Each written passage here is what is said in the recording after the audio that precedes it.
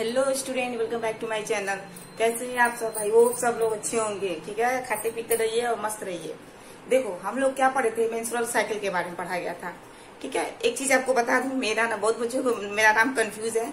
Comment में क्या नाम है, कमेंट सेक्शन में कमेंट करते हैं कि मैम आपका नाम क्या है। मेरा नाम ज्योति मदेसिया है, ठीक है। और मैं पिछले 8 सालों से बायोलॉजी पढ़ा रही हूँ। इस साल मेरा 9वां साल है, ठीक है। तो बायोलॉजी का करता धरता हम है इस प्रेजेंट टाइम में। चलिए आगे देखा जाए तो हम लोग उस दिन आप लोग को मेंस्ट्रुअल साइकिल के बारे में पढ़ा रहे थे। मेंस्ट्रुअल साइकिल में बस एक लास्ट टॉपिक थोड़ा सा मिस हो गया था, वो था आपका ओव्यूलेशन। ओव्यूलेशन होता कब है, यानी कि कब हमें अंडे की पहचान हुई कि हमारे अंदर अंडा कब निकला। जैसा कि आप सबको पता होगा कि हमारे अंदर जो अंडे का ड्यूरेशन होता है, लाइफ साइकिल अगर लाइफ ड्यूरेशन अगर देखा जाएगा अंडे का एक ही दिन का होता है, 24 घंटे का, ठीक है। और स्पर्म की अगर देखा जाएगा उसका जो ड्यूरेशन होता है, लाइफ ड्यूरेशन, वो 2 दिन का होता है, ठीक है। तो अगर देखा जाएगा जिस दिन हमारे अंदर अंडा निकलती है, ओव्यूलेशन होता है, उसके 7 दिन तक हमारा कार्पस लूटियम प्रोजेस्टेरॉन तेजी से छोड़ता है। उसके 7 दिन और तक प्रोजेस्टेरॉन तेजी से छोड़ता है, यानी कि टोटल अगर देखा जाए, अगर आज हमारा ओव्यूलेशन हो रहा है, तो 7 दिन तक आपका प्रोजेस्टेरॉन निकलेगा, फिर 7 दिन तक आपका क्या निकलेगा, प्रोजेस्टेरॉन निकलेगा, ठीक है। अगर किसी का डेट अगर देखा जाए, पीरियड्स का जो डेट है, मासिक चक्र का जो डेट है, 1 से लेकर अगर 30 तारीख का है, ठीक है, तो क्या होगा कि ये लास्ट में जो 30 तारीख है, इन 30 में से 7 और 7 क्या कर देंगे, 14 घटा देंगे, क्योंकि 14 दिन तक आपका कार्पस ल्यूटियम का क्या नाम है, वो आपका जिंदा रहता है। 14 दिन तक इसकी वैलिडिटी होती है। 14 दिन के बाद ये मर जाता है, यानी कि 14 दिन से न 1 दिन कम होगा, न 14 दिन से 1 दिन ज्यादा होगा। जितना आपका मासिक चक्र का आपका साइकिल होगा, अगर किसी का 1 से अगर 35 तक है, 1 से लेकर 35 दिन का, अगर किसी का 40 दिन का है, तो लास्ट में यानी मान लो किसी का 40 दिन का है, तो लास्ट से 14 दिन घटा दीजिए। अगर किसी का 1 से लेकर 35 दिन तक उसका मासिक चक्र का डेट है, तो लास्ट वाला जो दिन है 35 में से 14 घटाइए। अगर किसी का 1 से लेकर 30 के बीच में इसका मासिक चक्र है, तो 30 दिन में से 14 दिन आप हटा देंगे, तो 14 दिन जैसे ही घटाएंगे आपको ओव्यूलेशन का डेट पता चल जाए। तो ये आपका क्या है, 30 है, 30 में से क्या करिए, 14 घटा दीजिए, तो कितना बचा, 10 में से 6 जाएगा आपका, 6 बच जाएगा, और 2 में से आपका 1 जाएगा, 1, यानी कि 16वें दिन आपका क्या होगा, ओव्यूलेशन आपका निकलेगा। इस चीज को हमेशा याद रखिए। और जैसे ये ओव्यूलेशन निकला फीमेल के वजाइनल ट्रैक के अंदर, ये फीमेल का क्या है, ये फीमेल का ये वजाइनल ट्रैक है, और जैसे ही यहाँ पे फेलोपियन ट्यूब में आपका एग आया और यहाँ से क्या गया, आपका स्पर्म गया, तुरंत आपकी फर्टिलाइजेशन की क्रिया, फर्टिलाइजेशन आपका क्या होता है, यहाँ पे आपका कंप्लीट हो जाता है। यानी अगर आज अंडा गया है और आपका आज स्पर्म गया है, बाय द वे इसमें सीआरटी ने इस चीज को लाइन किया है कि जिस दिन अंडा और जिस दिन स्पर्म, यानी कि एक ही समय पर और अंडा और स्पर्म एक दूसरे से मिलते हैं तभी फर्टिलाइजेशन होता है। ऐसा नहीं है, क्योंकि देखो स्पर्म की वैलिडिटी 2 दिन तक है। अगर मान लो अगर अंडा आपका परसों निकलने वाला है, अगर मान लो अंडा कल निकलने वाला है, अगर आज सेक्सुअल इंटरकोर्स किया जाता है, सेक्सुअल इंटरकोर्स के माध्यम से क्या पहले से आपका स्पर्म इंतजार कर रहा है अंडे का, या 1 दिन और पहले अगर इंटरकोर्स किया जाए तो 2 दिन है, तो 2 दिन क्या हो रहा है, स्पर्म इंतजार कर रहा है एक का। पहले अंडा जा सकता है या पहले स्पर्म जा सकता है, वो डिपेंड करता है कि पहले कौन पहुंच रहा है, अंडा पहुंच रहा है कि स्पर्म पहुंच रहा है। लेकिन याद रखिएगा 14 दिन आपका 2 दिन तक स्पर्म जिंदा रहेगा। अगर 2 दिन पहले का इंटरकोर्स किया गया और स्पर्म आपके वजाइनल ट्रैक में है और आज अंडा गया, तो निश्चित ही आपका एग क्या हो जाएगा, फर्टिलाइज हो जाएगा। अगर आज एग निकला है, अगर आज ही आपका स्पर्म पहुंचेगा, तो आपका फर्टिलाइजेशन हो सकता है। इस चीज को हमेशा इस चीज में याद रखें। तो ये आपका ये मिस क्या नाम है, थोड़ा सा इसको हम लास्ट में आपका थोड़ा सा मिस हो गया था, थोड़ा सा हम सोचे कि इसको समझा दिया जाए, ठीक है। आज देखो, आज आपका मेंस्ट्रुअल साइकिल हो गया, आपका मेल पढ़ लिए हम लोग, फीमेल पढ़ लिए हम लोग, oogenesis पढ़ लिए हम लोग, स्पर्मेटोजेनेसिस पढ़ लिए, हम ओवरी देख लें कैसा ओवरी होता है, हम लोग ने मेंस्ट्रुअल साइकिल देख लिया, आखिर फीमेल के अंदर मेंस्ट्रुअल साइकिल होता क्या है। अब क्या होगा, अब हम लोग देखेंगे फर्टिलाइजेशन, क्योंकि मेंस्ट्रुअल में अगर बताया गया था अगर फर्टिलाइजेशन हो जाएगा तो महिला 9 महीने तक गर्भ धारण कर जाएगी। अगर फर्टिलाइजेशन नहीं होगा तो एंडोमेट्रियम की दीवार क्या हो जाएगी, आपकी टूट के बिखर जाएगी। एक चीज ये भी बताया गया था कि फीमेल की जो बॉडी होती है, इंटरनल बॉडी जो होती है, वो काफी होपफुल होती है, वो हमेशा सोचती है कि पक्का इस बार प्रेगनेंसी होगी।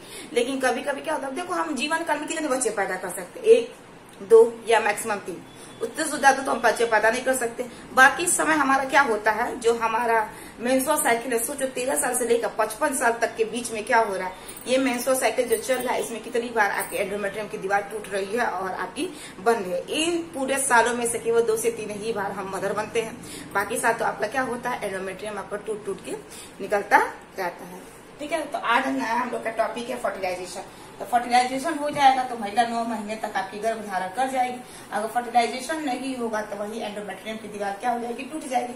और आपको बताया गया था कि ओव्यूलेशन के बाद 14 दिन तक आपका कार्पस लुटियम तेजी से, खूब तेजी से, भरपूर मात्रा में आपका क्या करता है, प्रोजेस्टेरोन रिलीज करता है। यानी कि बॉडी को पता रहता है कि प्रेगनेंसी इस बार पक्का होगी, वो फुल ऑन पहले से तैयारी करती है। जैसे ही अंडा निकला, अंडा निकलने के बाद बॉडी हमारी क्या करी, मस्त एकदम 14 दिन तक खूब तैयारी करेगी कि भाई बच्चा आएगा तो यहीं पे आपका एंडोमेट्रियम की दीवार में ही क्या होगा, इम्प्लांट होगा। मतलब उसको खाने पीने के लिए, उसको रहने के लिए जगह चाहिए, तो क्यों ना हम अभी से तैयारी कर दे। तो मस्त पूरा कार्पस लुटियम मस्त होकर आपको 14 दिन तक बॉडी की फुल ऑन प्रिपेयर करती, खूब तेजी से प्रोजेस्टेरोन निकालती है, एलएच का लेवल हाई जाता है, आपका एफएसएच का लेवल हाई जाता है, और कार्पस लुटियम खूब तेजी से प्रोजेस्टेरोन छोड़ती चली जाती है। लेकिन जैसे 14 दिन तक आपका कार्पस लुटियम का जीवन काल पूरा होता है, आपका क्या होता है, बॉडी समझ जाती है कि प्रेगनेंसी नहीं होगी, अब हमें टूट के निकलना है। किसको, एंडोमेट्रियम की दीवार को। बेचारी अब रोने लगती है। तो क्या होता है, तेजी से आपका जो आपका आपको बताया गया कि बॉडी में जब हार्मोन तेजी से बढ़ने लगता है तो इसका नेगेटिव इफेक्ट हमारे ब्रेन में जाने लगता है। यानी कि ब्रेन को सिग्नल मिलने लगता है कि अब क्या है, प्रेगनेंसी नहीं हुई है, तो और नेगेटिव इफेक्ट भी जा रहा है, तो हार्मोन्स का लेवल का नीचा होना ही ठीक है। तो तुरंत आपका तेजी से एलएच भी नीचे जाता है, आपका एफएसएच भी जाता है, और कार्पस लुटियम से जो प्रोजेस्टेरोन निकला वो तो पहले तेजी से जाता है, क्योंकि 14 दिन तक उसने स्पर्म का इंतजार किया, फर्टिलाइजेशन नहीं हुआ, कोई भी बेबी, कोई भी एम्ब्रियो आके आपका इम्प्लांट नहीं हुआ। और जैसे ही ये तीनों आपके लेवल गिरेगा, एलएच का, एफएसएच का और प्रोजेस्टेरोन का, महिला के अंदर की जो एंडोमेट्रियम की लाइन है वो टूट टूट कर बाहर निकलती है। एंडोमेट्रियम की लाइनिंग वो एक प्रकार का, अगर देखा जाएगा ना, रक्त की बनी नलियां होती है। ये जो हमारा फीमेल का ये वजाइना जो ट्रैक होता है, यहाँ पे क्या होती है, एंडोमेट्रियम की दीवार होती है, यही ना होती है। ये हमारा क्या होता है, फैलोपियन ट्यूब होता है। इसी फैलोपियन ट्यूब में हमारा एग स्पर्म के साथ फर्टिलाइज करता है एम्पुला के जंक्शन पर। और ये क्या होता है, ये जब फर्टिलाइज एग होता है तो आकर यहीं पे इसको यहाँ से आने में 7 दिन तक लग जाता है, सब ही वहां से यहाँ इसको घसकने में, ठीक है ना, 7 दिन लग जाता है। अब क्या होगा, यहाँ से आपका जो फर्टिलाइज एग है, यहीं पे आपका क्या होता है, इम्प्लांट होता है। यानी कि महिला क्या करती है, उसको पूरा 9 महीने तक अपने अंदर रखती है। ये जो ये आपका एंडोमेट्रियम की जो दीवार है, ये बेसिकली आपका क्या है, ये सब ब्लड वेजिल्स हैं, ब्लड वेजिल्स है, यानी कि रुधिर की बनी ये सब क्या होती है, नलियां होती हैं। ये सब सेल्स होते हैं, मरे हुए सेल्स होते हैं, ये सब मरे हुए क्या होते हैं, टिश्यू होती है, जो वजाइनल से क्या होती है, ये टूट टूट कर निकलते हैं। यानी कि ब्लड का फ्लो होता है। लगभग कितना ब्लड का फ्लो होता है, 1 से लेकर 5 दिन तक आपका ब्लड का फ्लो होता था। बिल्कुल वो नॉर्मल प्रोसेस है, बिल्कुल वो नेचुरल प्रोसेस है। ऐसा होता है, क्योंकि नहीं होगा तो फीमेल आने वाले समय में बच्चा कैसे पैदा करेगी, नहीं करेगी। इसलिए नेचर ने क्या दिया, फीमेल्स को मेंस्ट्रुअल साइकिल दिया है, मेंस्ट्रुअल दिया है, ताकि आने वाले समय में जब इसके अंदर फर्टिलाइजेशन हो तो इसी मेंस्ट्रुअल जो बाहर निकल रही है एंडोमेट्रियम की दीवार, इसी में जाके वो चिपके और इसी से उसको क्या मिले, भोजन पानी मिले। तो आज हमारा बच्चों टॉपिक है आपका फर्टिलाइजेशन। फर्टिलाइजेशन को कहा जाता है निषेचन। फर्टिलाइजेशन को क्या कहते हैं, निषेचन। देखो अब क्या होगा निषेचन में, अब हमारा एग जो है आपका स्पर्म से निषेचित होगा। देखो ध्यान से, ये हमारे फीमेल का रिप्रोडक्टिव सिस्टम है, ये इसका फेलोपियन ट्यूब है, ये इसका कर्विक्स है, ये इसका वजाइना है, ये इसका वजाइनल ओपनिंग है, ये इसकी कीपक है, फिम्ब्रेई जिसे कहा जाता है, ठीक है ना, उंगलीनुमा होती है। और यहीं पे हमारा क्या है, ओवरी होती है। इस ओवरी के अंदर क्या होते हैं, आपके छोटे छोटे फॉलिकल्स होते हैं। हर मंथ क्या होता है, एक फॉलिकल बाहर निकलता है और उसे क्या करता है, हमारा फिम्ब्रेई जो है उसे कैच करता है। ये हमारा क्या है, वजाइनल ओपनिंग है, ये हमारा क्या है, पूरा वजाइना है, ये हमारा क्या है, कर्विक्स है, और ये यहाँ से यहाँ तक का पूरा जो हिस्सा है वो आपका कर्विकल कैनाल है। ये हमारा क्या है, यूट्रस है। यहाँ पे अंदर एक दीवार होती है, पतली दीवार होती है, एंडोमेट्रियम की तीसरी दीवार। इस दीवार को हम कहते हैं एंडोमेट्रियम वॉल। क्लियर है। ये आपका क्या है, ओवरी है। कितनी ओवरी होती है, 2। इस ओवरी के अंदर आपके क्या होता है, फॉलिकल होता है। ये फॉलिकल आपका क्या था, मेच्योर होता है। ये आपकी क्या हो गई, फैलोपियन ट्यूब हो गया। ठीक है। यहाँ पतला जो जंक्शन होता है उसे हम इस्थमस कहते हैं। इस्थमस के जस्ट नीचे का जो हिस्सा होता है वो हमारा एम्पुला होता है। एम्पुला में ही आपकी क्या होती है, फर्टिलाइजेशन होती है। फर्टिलाइजेशन का मतलब क्या होता है, निषेचन, यानी कि ये अंडा और इस अंडे के साथ कौन मिलन करेगा, शुक्राणु। तो ये हो गया आपका अंडाणु और इसके साथ कौन मिलेगा, आपका शुक्राणु। और मिलने के बाद आपका क्या बनाएंगे, ये दोनों युग्मनज, जिसे कहा जाता है जाइगोट। यानी कि अंडाणु शुक्राणु के मिलने की प्रक्रिया को हम क्या कहते हैं, निषेचन। तो दोनों मिल जाएंगे तो निषेचन हो जाएगा। निषेचन के बाद क्या बनेगा आपका, युग्मनज, और यानी कि जाइगोट। जाइगोट के बाद आपका क्या बनेगा, भ्रूण, जिसे कहा जाता है एम्ब्रियो। क्लियर है मेरे प्यारे बच्चों। ठीक है। तो ये है, और ये पूरा का पूरा क्या होता है, हमारा यूट्रस होता है। यहीं पे हमारा क्या होता है, बेबी डेवलपमेंट होता है। बेबी डेवलप होता है।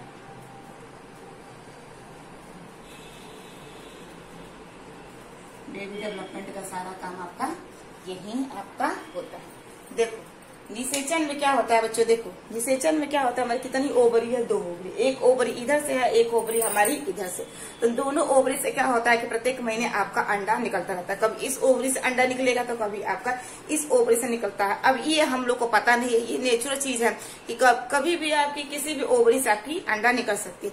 सपोज दैट मान लो अगर इस ओवरी से अंडा निकला है इस महीने, तो नेक्स्ट टाइम क्या होगा, इस ओवरी से आपका अंडा निकलेगा। और निकलने के बाद आपका अंडाणु यानी कि जो क्वीन है, कोई क्वीन कौन है यहाँ पे, आपकी एग है, अंडा है, जाकर आपके फेलोपियन ट्यूब में आपकी इंतजार करेगी और आपके शुक्राणु के साथ क्या करेगी, आपकी फर्टिलाइज की क्रिया पूरा करेगी। अब देखो इस चीज में अब क्या है, इस चीज को हम हटा दे रहे हैं, ये बेसिक चीज है। अब देखो होगा क्या, आप जानते हो क्या होगा।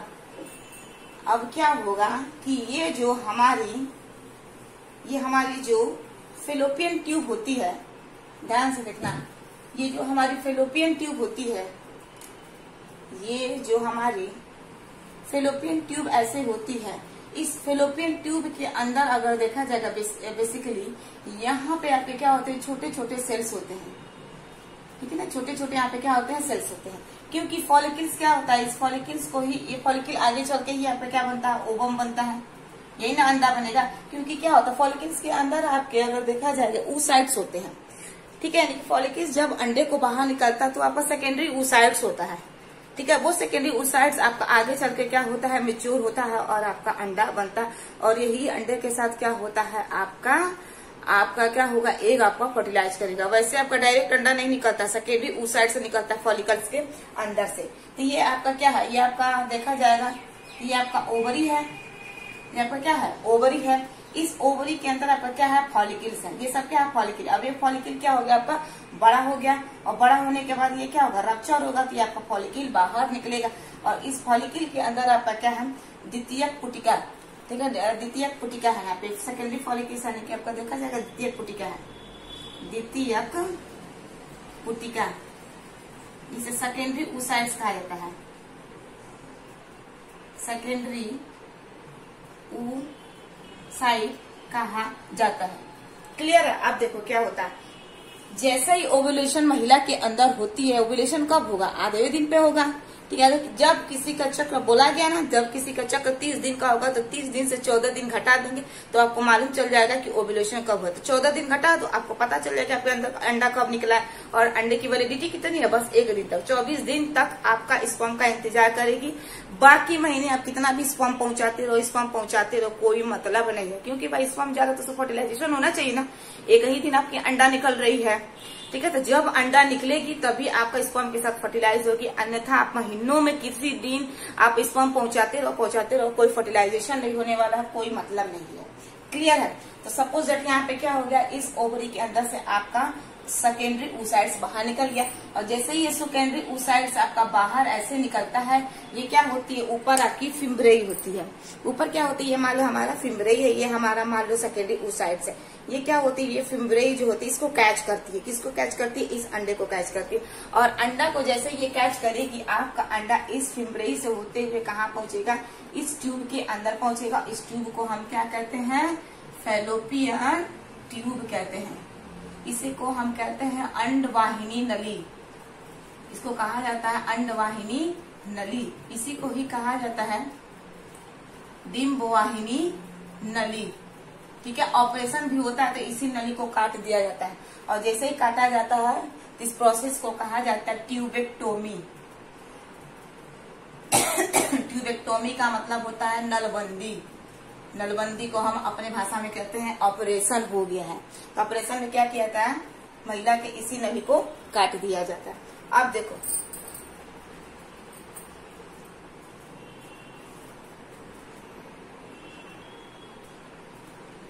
अब देखो क्या होगा, जैसे ये अंडा निकला फेलोपियन ट्यूब में ये गया, याद रखो फेलोपियन ट्यूब में क्या होते हैं, आपके छोटे छोटे सेल्स होते हैं। उन सेल्स को कहा जाता है सिलिएटेड सेल्स होते हैं, यानी कि वो सेल्स अगर बेसिकली आपका देखा जाएगा सिलिएटेड कोलुमिनर आपके इपिथेलियल सेल्स होते हैं। वो सेल्स क्या होती है, आपसे देखा जाएगा सब पतले पतले क्या छोटे छोटे ये सब सेल्स होती है, सब फेलोपियन ट्यूब में होते हैं। सब इपिथेलियल सेल्स होती है, कोलुमिनेटेड इपिथेलियल सेल्स होती है। जैसे ये फिम्ब्रेई ने क्या किया, अंडे को खींचा, तो ये अंडा क्या हुआ आपका सेकेंडरी oocyte फेलोपियन ट्यूब में गया, तो ये अपने आप से नहीं सरकता है। यहाँ पे क्या होते हैं, जो सेल्स जिसे हम इपिथेलियल सेल्स कह रहे हैं, वही इपिथेलियल सेल्स को क्या होते हैं, उन्हीं के वजह से झालरनुमा होती है अंदर ना, ये ट्यूब में क्या होते हैं, अंदर छोटे छोटे सेल्स झालर जैसी हैं, वो क्या करते हैं, अंडे को ऐसे खींचती रहती है, यानी कि अंडे उन्हीं सेल्स की वजह से मूव करता है। आपका अंडा जो होता है ना, वो अगतिशील होता है, नॉन मोटाइल होता है, अपने आप वो गति नहीं करता है। वो ये जो फेलोपियन ट्यूब में जो छोटे छोटे सेल्स हैं, जिसे इपिथेलियल सेल्स कहा जा रहा है, जिसे सिलिएटेड इपिथेलियल सेल्स कहा जा रहा है, उन्हीं सिलिएटेड इपिथेलियल सेल्स की वजह से आपका जो अंडा है वो मूव करता है। और मूव करने के बाद क्या होता है कि यहाँ पे एम्पुला के आपका एम्पुला में आकर बैठ जाता है और स्पर्म का इंतजार करता है। क्लियर है। तो सेकेंडरी कोर्स अब देखो तो क्या होगा, वो आपका अंडा बाहर निकलेगा। अब देखो जो सेकेंडरी oocytes अब बाहर निकलेगी, ध्यान से समझना, फेलोपियन ट्यूब में गई ना, अब क्या होगा, ये जो सेकेंडरी oocytes ये जो बाहर निकल रही है, ये क्या होगा, सेकेंडरी oocytes बाहर निकल रही है ना, आपका फॉलिकल्स क्या हो गया, टूट गया है। फॉलिकल से लास्ट में आपका ग्राफियन फॉलिकल में बदला था। जैसे ग्राफियन फॉलिकल में बदला था, एलएच का लेवल हाई हो गया था, एफएसएच का लेवल भी हाई हो गया था। तो एलएच और एफएसएच के लेवल के हाई होने की वजह से आपकी ग्राफियन पुटिका क्या हो गई थी, फट गई थी। और फटने के बाद आपकी क्या था, ये जो देखो ग्राफियन पुटिका क्या हो गई थी, फट गया था। और फटने के बाद ये जो निकला था अंडा, इसको कहा जाता है सेकेंडरी oocyte। अब ये सेकेंडरी oocytes जो बाहर निकली है, वो कुछ कवर को लेकर निकले, यानी कि कुछ उसके आसपास क्या है, कुछ दीवारें है, उसको लेकर निकलेगी। और लेकर निकलने के बाद कहाँ घुसेगी, आपके फेलोपियन ट्यूब के अंदर घुसेगी। तो देखो क्या लेकर वो निकली है, ध्यान से देखो, ये आपकी अगर देखा जाएगा, ये आपकी क्या है, ये सेकेंडरी oocytes है, सेकेंडरी oocytes है। ठीक है। इस सेकेंडरी oocytes के क्या होता है, बाहर एक दीवार होती है, सेकेंडरी oocytes के बाहर एक दीवार होती है। इस दीवार को कहा जाता है जोना पेलुसिडा। ठीक है, क्या कहते हैं, जोना पेलुसिडा। अब इस जोना पेलुसिडा के बाहर अगर देखा जाएगा, क्या होते हैं, छोटे छोटे आपके सेल्स होते हैं। ठीक है, जिन्हें ग्रेनुलोसा के सेल्स कहते हैं। क्या कहा जाता है, ग्रेनुलोसा के सेल्स। इस जोना पेलुसिडा के बाहर ही आपका पाया जा रहा है, जोना पेलुसिडा के बाहर ही आपका क्या हो रहा है, पाया जा रहा है। तो यहाँ से देखो ऐसे इस चीज को हम थोड़ा सा सजा के लिखते हैं। ठीक है, ये आपकी क्या हो गई, ये आपका सेकेंडरी oocytes होगा। सेकेंडरी oocytes के बाहर आपकी एक दीवार हो गई, ऐसे बना लेते हैं। ये आपकी सेकेंडरी आपकी oocyte हो गई। ठीक है, और इसके बाहर ये जो दीवार होगा, इसे कहा जाता है जोना पेलुसिडा। क्लियर है। अभी जोना पेलुसिडा के क्या होती है, बाहर इलोंगेटेड आपकी सेल्स होती है, लंबे लंबे क्या होते हैं आपके सेल्स होते हैं। इन लंबे लंबे सेल्स को कहा जाता है ग्रैनुलोसा सेल्स। ठीक है। अभी ग्रैनुलोसा सेल्स क्या होती हैं, ये आपकी बाहर ये किनारों की तरफ क्या होते हैं आपकी इकट्ठा हो जाते हैं। ठीक है। क्लियर है। देखो यही आपका था, ये फॉलिकल से इसके ये अंदर क्या होता है आपका एग है, यही एग आपका बाहर ऐसे निकला है, इस तरह कई परतों को लेकर आपका बाहर निकला है। यही आपकी सेकेंडरी आपकी क्या है, oocytes है। क्या है आपकी ये सेकेंडरी oocyte, बीच वाली सेकेंडरी oocytes है आपकी क्या है, ग्राफियन फॉलिकल आपकी फटेगी, सेकेंडरी oocytes आपका क्या होगा, ये बाहर निकलेगा। क्लियर है। ये सब क्या ग्रैनुलोसा के सेल्स है। अब देखो ध्यान से, इसके बाहर क्या होगी, एक दीवार होती है, यहाँ पे क्या होती है, एक दीवार होती है जिसे क्या कहा जाता है, थीका इंटरना। Theca interna. इसके बाहर आपकी एक और दीवार होती है बड़ी बड़ी सेल्स की। ठीक है। जिसे कहा जाता है थीका एक्सटर्ना। एक थीका इंटरना हो गई, एक आपकी थीका एक्सटर्ना हो गई। यानी कि इसका कहने का मतलब ये है कि जो हमारे सेकेंडरी oocytes है, वो सेकेंडरी oocytes जो ग्राफियन फॉलिकल जब आपकी फटती है, तो ये ग्राफियन फॉलिकल के फटने के बाद क्या होती है, हमारा सेकेंडरी oocytes जोना पेलुसिडा और कोरोना रेडिएटा, ये पूरा स्ट्रक्चर हमारा क्या होता है, बाहर की तरफ निकलता है। ठीक है। यानी कि अगर देखा जाएगा, ये जब फटेगा तो ये हमारा क्या होगा, सेकेंडरी oocytes। ध्यान से समझो, ये सेकेंडरी oocytes और ये हमारा जोना पेलुसिडा। ठीक है। ये हमारा क्या हो गया, ग्रैनुलोसा का आपका सेल हो गया। ये बाई सब किनारों पे क्या होती है, ग्रैनुलोसा के सेल्स हैं। ये अंदर जो है आपका थीका इंटरना है, बाहर जो बड़े बड़े सेल्स हैं ये आपका थीका एक्सटर्ना है। ये सारे सेल्स को आपकी अंडा जो है वो बाहर लेकर फेलोपियन ट्यूब में जाती है, फेलोपियन ट्यूब इस चीज को कैप्चर कर लेता है और आपका एम्पुला में लेकर आपका जाता है। क्लियर है।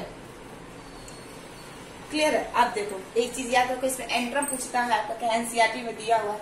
तो ये जो पूरा आपका खाली स्पेस है ना, ये जो खाली स्पेस है, इस खाली स्पेस को कहा जाता है एंट्रम।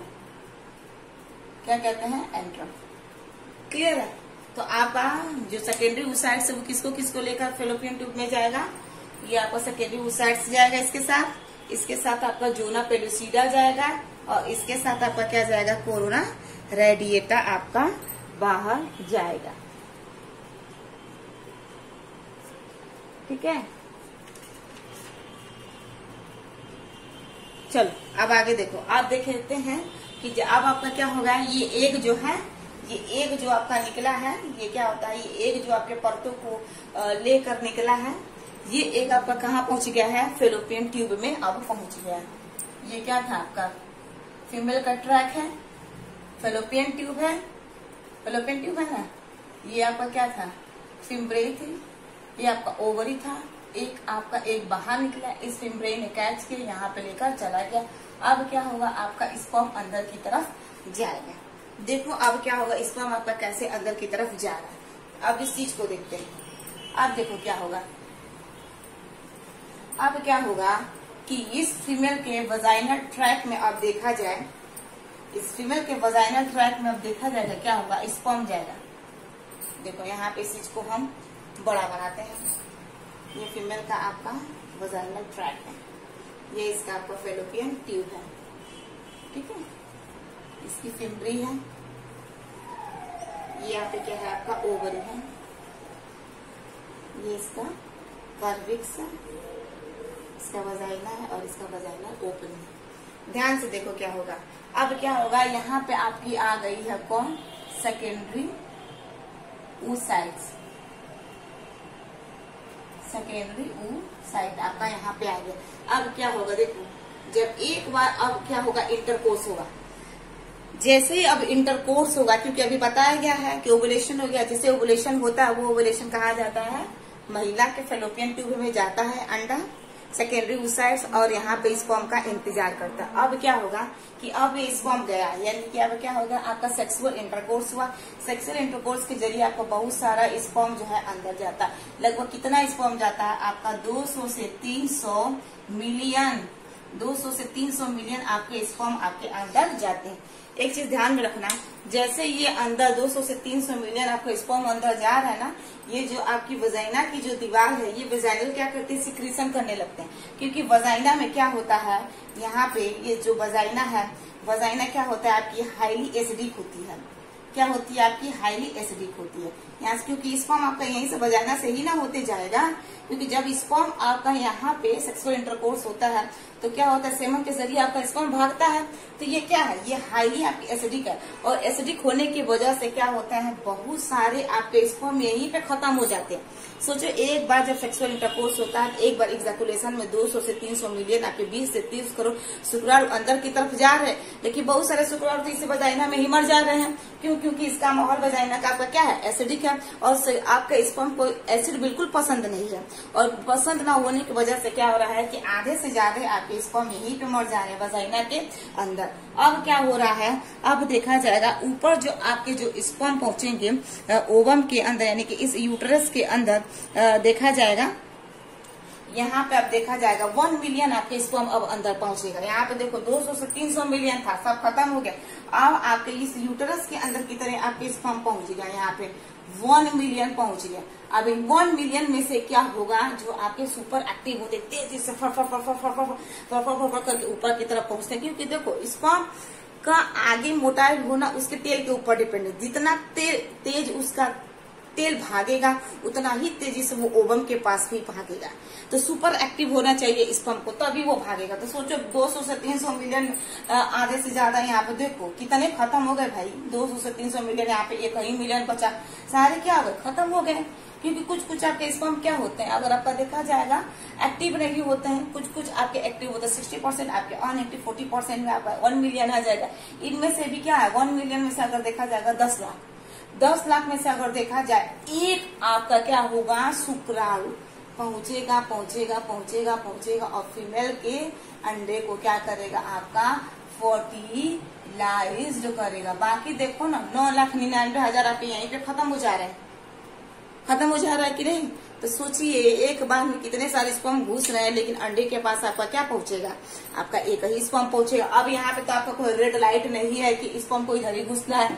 भाई स्पर्म जब अंदर इंटर करेगा तो इधर भी जाएगा और इधर भी जाएगा। और हमें पता नहीं है कि हमारे इस बार कौन से ओवरी से अंडा निकला है। हो सकता है कि सपोज इस ओवरी से अंडा निकला हो और अगली बार क्या हो सकता है, इस बार इस ओवरी से अंडा आपका निकला हो। अब क्या होगा, जैसे ही ये आपका स्पर्म इस अंडे के पास जाएगा, फर्टिलाइजेशन की आपकी क्रिया क्या होगी, अब धीरे धीरे आपकी समाप्त होगी। अब देखो क्या होगा, अब यहाँ पे देखा जाएगा वजाइनल सिक्रीशन होगा। अब क्या होगा, धीरे धीरे धीरे धीरे एक ही पहुंच रहा है ना, एक ही पहुंचाना, जब एक ही पहुंचेगा तभी ना फर्टिलाइजेशन होगा। अब सपोज दैट क्या होगा कि यहाँ पे अब क्या हो रहा है, आपके जो स्पर्म है अब वो आपके सारे स्पर्म पहुंच रहा है। ध्यान से देखो, एक ही पहुंचा रहा है ना, 1 मिलियन में से एक आपका पहुंचेगा, बाकी 9,99,000 आपके क्या हो जाएगा, खत्म हो जाए। आप देखो ये सब स्पर्म पहुंच रहा है, इनमें से एक ही पहुंचेगा। अब क्या हो रहा है कि ये जो हमारा यूट्रस की जो लाइन है हमारा, अगर देखा जाएगा वजाइनल जो सिक्रेशन है, यहाँ पे जो वजाइना की जो सिक्रेशन है, वो वजाइनल सिक्रेशन क्या करती है, स्पर्म को धो देती है। धो देने का मतलब अगर देखा जाएगा, धो देने का मतलब क्या होता है, ध्यान से समझना। ये मान लो हमारा स्पर्म है, ठीक है, ये स्पर्म का क्या है, आपकी ये गर्दन है, ये इसका पूरा मिडिल बॉडी है और ये आपका इसका तेल है। क्लियर है। ये ऊपर क्या होती है, ऊपर की तरफ एक आपका एक्रोसोम की थैली होती है, बी नीचे आपकी क्या होती है, नीचे आपकी न्यूक्लियस होती है। इसी स्पर्म को ना ढुकना है तो देखो भाई क्या है, जैसे ये स्पर्म ना अंदर की तरफ ढुकता है, यहाँ से वजाइना है, वजाइना के अंदर से क्या वजाइनल सिक्रीशन होगी, जो आपकी क्या होती है, एसिडिक होती है। ये एसिडिक होने की वजह से क्या करती है, ये वजाइना की सिक्रीशन ये स्पर्म के सिर को धो देती है। धो देने का मतलब क्या होती है बच्चों, ध्यान से समझना। इस शुक्राणु के बाहर एक दीवार होती है जिसे प्लाज्मा मेम्ब्रेन कहा जाता है। क्या कहा जाता है, प्लाज्मा मेम्ब्रेन। इस प्लाज्मा मेम्ब्रेन को क्या करती है, हमारी वजाइनल का जो सिक्रीशन है जो सब यहाँ से निकल रही है, ये इसको तुरंत गला देती है। तुरंत क्या कर देती है, गला देती है, यानी कि इसको क्या कर देती है, कमजोर कर देती है। किसको कमजोर कर देगी, इस हमारे स्पर्म को। ध्यान से समझना, इस स्पर्म को हमारे क्या कर देगी, कमजोर कर देगी। कौन, वजाइनल सिक्रीशन। जैसे ये कमजोर करना इसका जरूरी है, क्योंकि जब तक ये कमजोर नहीं करेगी तब तक ये आराम से फर्टिलाइज नहीं कर पाएगी, इसलिए इसका कमजोर होना क्या है, जरूरी है। अब जैसे इस कमजोर करेगी, क्या होगा, कमजोर करने के बाद क्या होगा, इस प्लाज्मा के अंदर जो भी आपका प्रोटीन है, जो भी आपके कार्बोहाइड्रेट है, सबको बाहर निकाल देगी। जैसे ये लेयर आपका कमजोर होगा, अब कमजोर होने के बाद क्या होगा कि ये जब फर्टिलाइज करने जाएगा एग के पास, जब ये शुक्राणु पहुंचेगा तो ये क्या होगा, आपका एक्रोसोम फट जाएगा। और इसका फटना भी बहुत जरूरी है। इस प्लाज्मा मेम्ब्रेन की दीवार का भी कमजोर होना जरूरी है। जब ये कमजोर होगा तभी ये एक्रोसोम फटेगा। क्यों, कमजोर होने के बाद क्या होगा, इसका प्रोटीन का कार्बोहाइड्रेट निकल जाएगा, बाहर निकल जाएगा, बचा क्या, एक्रोसोम। और जैसे ये एक्रोसोम मान लो यहाँ पे ये फड़फड़ा कर इस अंडे के पास जब पहुंचेगा तो ये एक्रोसोम क्या करते हैं, इसको एक्रोसोम के अंदर देखा जाएगा भरपूर मात्रा में क्या होते हैं, एंजाइम होते हैं। तो जैसे ही ये शुक्राणु इस अंडाणु के पास जाएगा तो ये क्या करेगा, एक्रोसोम जब फटेगा तो एक्रोसोम के फटने की वजह से क्या होता है, जो बहुत सारा आपका एंजाइम बाहर रिलीज होगा, वो एंजाइम तुरंत पहुंच जाएगी अंडे के पास। और अंडे के आसपास का जो इन्वायरमेंट है, यानी कि अंडे के जो आसपास के जितने सारे चौकीदार है, सारे चौकीदार को क्या करेगी, खत्म कर देगी। यानी कि इसका मतलब क्या है कि जब चौकीदार खत्म हो गए, हटेंगे, तभी फर्टिलाइज यानी कि तेजी से जाएगा स्पर्म और अंडे को फर्टिलाइज कर देगा। क्लियर है, इस चीज को समझिएगा। तभी ये प्लाज्मा मेम्ब्रेन को गला रहा है। कौन गला रहा है, वजाइनल सिक्रीशन, ताकि ये स्पर्म हमारा कमजोर हो सके, ताकि हमारा एक्रोसोम क्या हो, फट सके। इस एक्रोसोम के अंदर एंजाइम है, ये एंजाइम अंडे के पास जाएगा और अंडे के आसपास के जितने सारे उसके चौकीदार है, उसका जो इन्वायरमेंट है, सबको खत्म कर देगा, ताकि ये शुक्राणु तेजी से फर्टिलाइज कर सके। वैसे आप कितने भी देखो टेस्ट ट्यूब बेबी होता है ना, टेस्ट ट्यूब बेबी में क्या किया जाता है, शुक्राणु को फर्टिलाइज कराया जाता है। पहले वैज्ञानिकों को पता नहीं था। ये जो प्रोसेस होता है जिसमें प्लाज्मा मेम्ब्रेन को हटाया जाता है, क्रोमोसोम्स को हटाया जाता है, ये जो प्रोसेस होता है इसे कैपेसिएशन रिएक्शन कहा जाता है। ठीक है, कैपेसिएशन रिएक्शन जब तक कराएंगे नहीं तब तक आपका स्पर्म एग को फर्टिलाइज नहीं कर पाया। तो पहले के वैज्ञानिकों को पता ही नहीं था, वो बार बार शुक्राणु को ले रहे हैं, बार बार अंडाणु को ले रहे हैं, फर्टिलाइज करा रहे, फर्टिलाइज आपका हो ही नहीं रहा। बाद में क्या हुआ कि पता लगाया गया कि इसके अंदर कैपेसिएशन रिएक्शन होगा। इसके पहले प्लाज्मा मेम्ब्रेन को हटाया जाएगा। जब प्लाज्मा मेम्ब्रेन को हटाया जाएगा तब इसकी एक्रोसोम की थैली फटेगी। एक्रोसोम की थैली फटेगी तो इसके अंदर से बहुत सारे एंजाइम निकलेंगे और वो एंजाइम निकल के इन्वायरमेंट में अंडे के इन्वायरमेंट को खत्म कर देंगे। और खत्म करेगा तभी ये शुक्राणु वो क्या करेगा, उसका जो सिर है, इसका जो सिर है वो अंडे को जाकर तेजी से भेदेगा। क्लियर है, यानी कि उसका न्यूक्लियस अंदर जाएगा। एक्रोसोम जब फटेगा तभी न्यूक्लियस अंदर जाएगा, क्योंकि न्यूक्लियस कहाँ है भाई, नीचे है। जब फटेगा इस तरह जब फटेगा इसकी मुंडी, तभी ना ये न्यूक्लियस बाहर निकलेगा। बच्चों ध्यान से समझो ये क्या कह रहा है। इसी प्रोसेस को कहा जाता है ना कैपेसिएशन रिएक्शन। इसको कहा जाता है कैपेसिएशन रिएक्शन। ठीक है ना, कैपेसिएशन रिएक्शन में क्या होता है, स्पर्म के प्लाज्मा मेम्ब्रेन को गलाया जाता है ताकि एक्रोसोम क्या हो जाए, फट जाए और न्यूक्लियस आराम से सेकेंडरी oocytes के अंदर घुस सके। क्लियर है बच्चों। अब देखो क्या होगा, अब हम बनाते हैं अंडे को। अब हम किसको बनाएंगे, अंडे को बनाएंगे। अब हम देखेंगे कि कैसे जाकर इसको फर्टिलाइज कर रहा है। अब देखो, अब हम बनाएंगे अंडे को। अब अंडे को बनाया जाए, देखा जाए कि अंडे के बाहर कौन कौन सी दीवार होती है और कैसे शुक्राणु जाकर फर्टिलाइज कर रहा है। अब हम अंडे की दीवार को बनाएंगे ताकि देखने में अच्छा लगे। ठीक है, ये देखो, ये हमारा क्या है, ये है हमारा सेकेंडरी oocyte। ठीक है, इस सेकेंडरी oocytes के बाहर हमारी एक दीवार है। ठीक है, जिसे कहा जाता है जोना पेलुसिडा। जिसे क्या कहते हैं, जोना पेलुसिडा।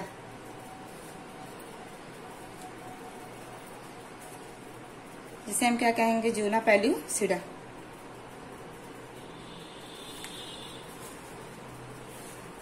जिसे हम जोना पेलुसिडा के नाम से जानते हैं। ओहो,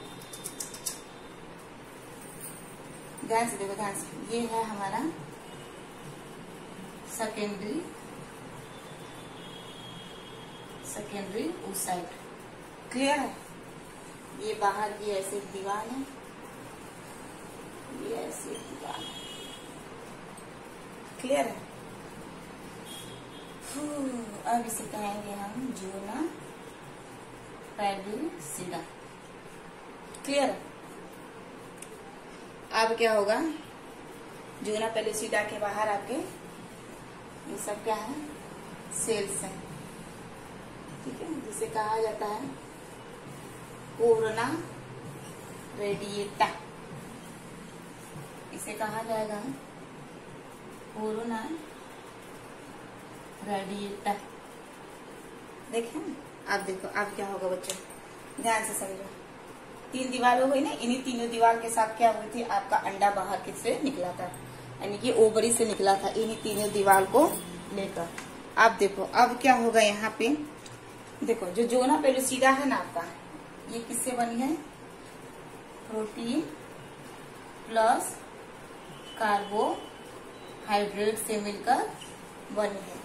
अब देखिए क्या होगा, ये जैसे ही आपकी ये दीवार अब बाहर आपकी तीनों दीवार मिल गई हैं, ये जो सबसे बाहरी वाली दीवार है जिसे कहा जाता है जोना पेलुसिडा, यहाँ पे क्या होते हैं, आपके छोटे छोटे रिसेप्टर्स होते हैं। यहाँ पे क्या होते हैं, जोना पेलुसिडा के दीवार पे क्या होते हैं, छोटे छोटे आपके रिसेप्टर्स होते हैं, छोटे छोटे रिसेप्टर्स, जिसे ZP3 रिसेप्टर्स कहा जाता है। क्लियर है? अब देखो क्या होगा बच्चों, ध्यान से देखना। अब क्या होगा, यहाँ पे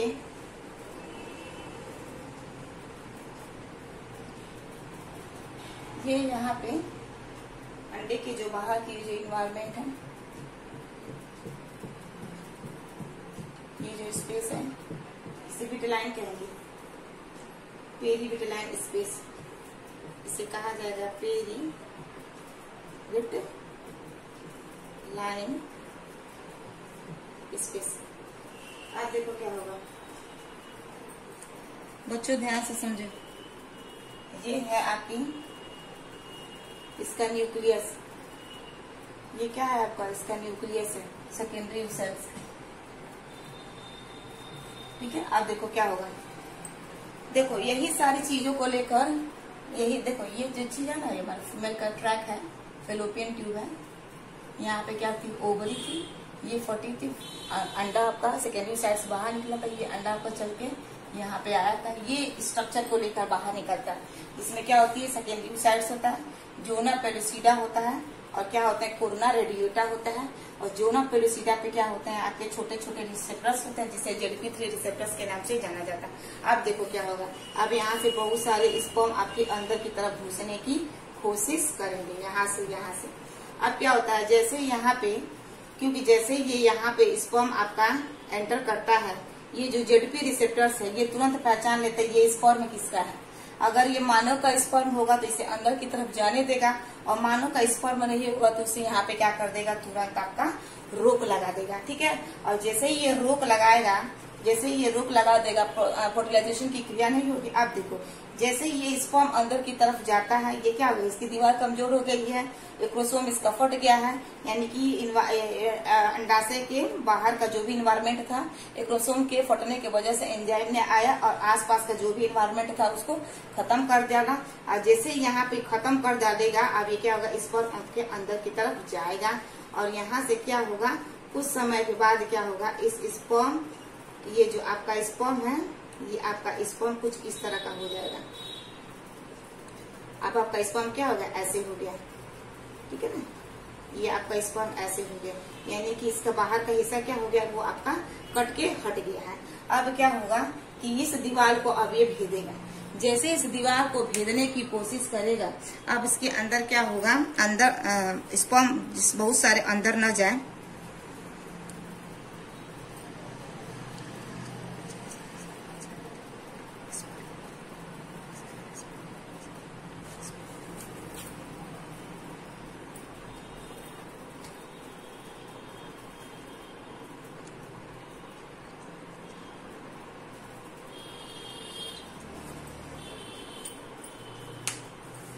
अब देखो बच्चों क्या होगा, जैसे ये स्पर्म आपका अंदर की तरफ जाएगा, ये आपका क्या था, आपका ये स्पर्म है, घुस गया घुस गया,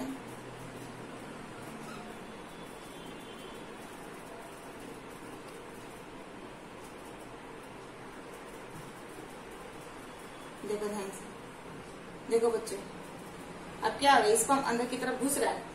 जैसे ये अंदर की तरफ घुसने लगता है ZP3 जैसे ये अंदर यानी कि इस क्या नाम है, इस ओवम के अंडे को दीवार को जैसे ही टच करेगी, इसके अंदर एक प्रोसेस होने लगेगा। ठीक है, ओवम की मेम्ब्रेन क्या होती है आपकी, डीपोलराइज्ड हो जाती है।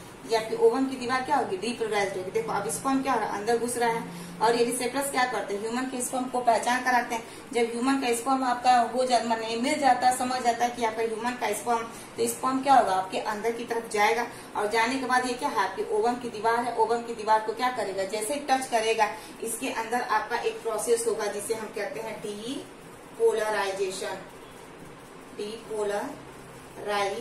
डीपोलराइजेशन के बाद क्या होता है, इसने जब हीट कर दिया, तो हीट करने के बाद क्या होता है कि अब कितना भी शुक्राणु अंदर आ जाए, अब प्रवेश नहीं कर सकता, मतलब ओवम की दीवार को टच नहीं कर सकते। यानी कि इसके अंदर क्या होती है, एक वाइब्रेशन हो जाती है। सोचो कितना हमारा अंडा कैसा है, इतने सारे स्पर्म इसको चारों तरफ से घेर रखा है, बहुत सारे स्पर्म जा रहे हैं, लेकिन इन सारे स्पर्म में से केवल एक स्पर्म अंदर की तरफ क्या हो रहा है, जब पहुंच रहा है, और पहुंचते पहुंचते जब जैसे ये सेकेंडरी उस साइड की जो दीवार है, ओवम की जो दीवार जैसे इसको टच करता है, इस ओवम की दीवार को सेंसेशन हो जाता है, मतलब इसको क्या होता है, पता चल जाता है कि ओवम शुक्राणु हमने क्या किया, टच किया। तो जैसे टच करता है, यहाँ पे क्या होता है, डीपोलराइजेशन हो जाता है।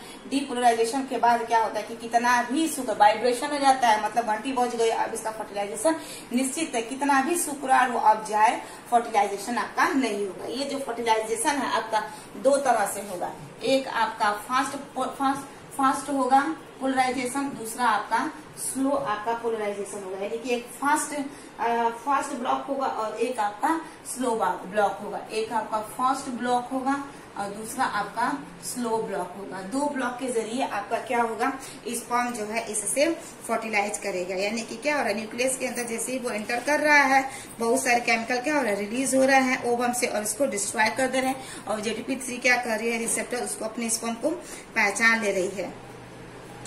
क्लियर है, ताकि क्या हो, आसानी से फर्टिलाइजेशन की क्रिया हो। अब यानी कि क्या हो रहा है, स्पर्म अब पूरी तरह से कोरोना रेडियोटा को क्रॉस कर दिया। जैसे ही ओवम की मेम्ब्रेन को टच करता है, टच करने के बाद क्या होगा, डीपोलराइजेशन होगा। यानी कि अब कोई भी स्पर्म अब इसको टच नहीं कर सकता। इस प्रोसेस को जानते हो क्या कहते हैं, इसी प्रोसेस को हम कहते हैं फास्ट ब्लॉक। इस पूरे प्रोसेस को हम क्या कहेंगे, फास्ट ब्लॉक। यानी कि क्या हो रहा है, बहुत तेजी से इसके अंदर फर्टिलाइजेशन हो गया। अब स्लो ब्लॉक में क्या होगा, स्लो ब्लॉक में जानते क्या होगा, स्लो ब्लॉक में क्या होगा,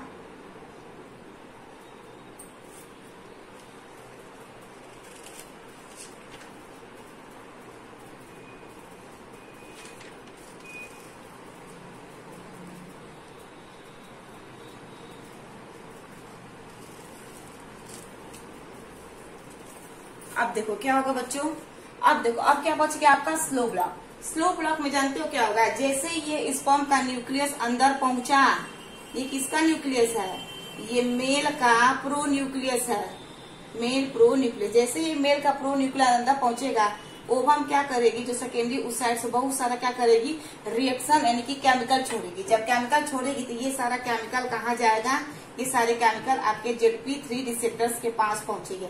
जैसे ही ZP3 रिसेप्टर्स के पास ये केमिकल पहुंचेंगे, ये सारे ZP3 रिसेप्टर्स क्या होंगे, डिस्ट्रॉय हो जाएगा। जैसे डिस्ट्रॉय होगा यानी कि कोई भी स्पर्म अब इसके पास नहीं पहुंचेगा।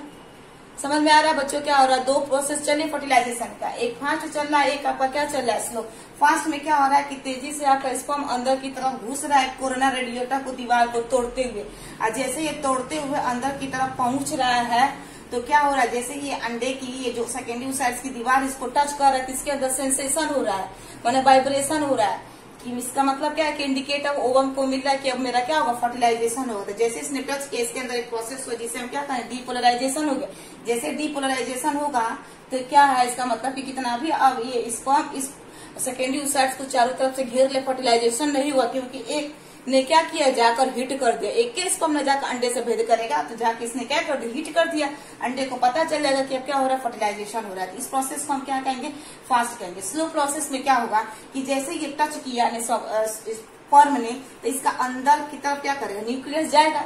जैसे न्यूक्लियस इंटर कर दिया सेकेंडरी oocytes के अंदर, अब क्या होगा कि इसकी जो दीवारें है केमिकल निकालेंगी। जब ये सब केमिकल निकालेंगे तो ये सारा केमिकल्स अब ZP3 रिसेप्टर्स के पास पहुंचेगा। जैसे ZP3 रिसेप्टर्स के पास पहुंचेगा, ये सारे ZP3 रिसेप्टर्स हमारे क्या होंगे, आपके डिस्ट्रॉय हो जाएंगे। डिस्ट्रॉय यानी कि खत्म हो जाएगा। जब खत्म हो जाएगा बाबू आपके रिसेप्टर, तो कितना भी आपका अंडा जाएगा, कितना भी आपका शुक्राणु जाएगा, उसको फर्टिलाइज नहीं कर पाएगा। एक मिनट,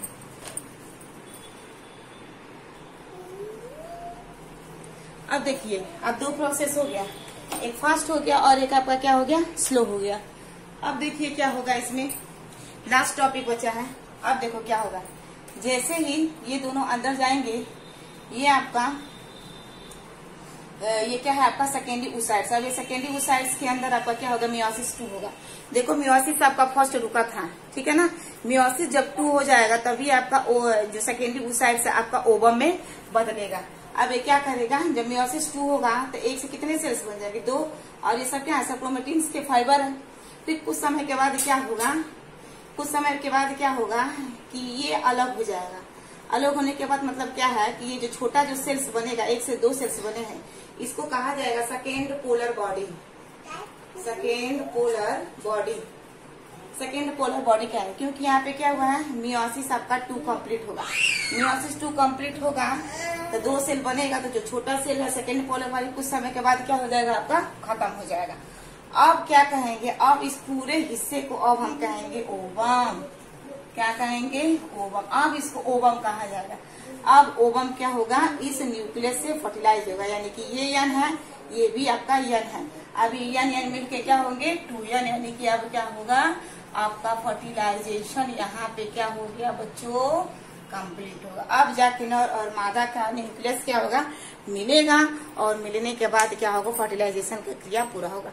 तो ये था आपका फर्टिलाइजेशन का प्रोसेस। आई होप आप सबको ये वीडियो अच्छा लगा हो, तो प्लीज लाइक करिए, शेयर करिए, सब्सक्राइब करिए और ढेर सारा प्यार दीजिए। तब तक के लिए इसमें इतना ही।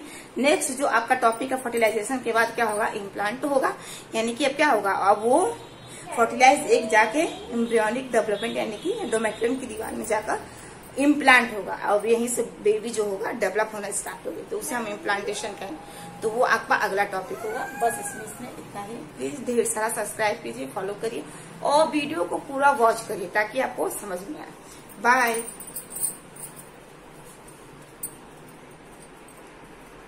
चलो।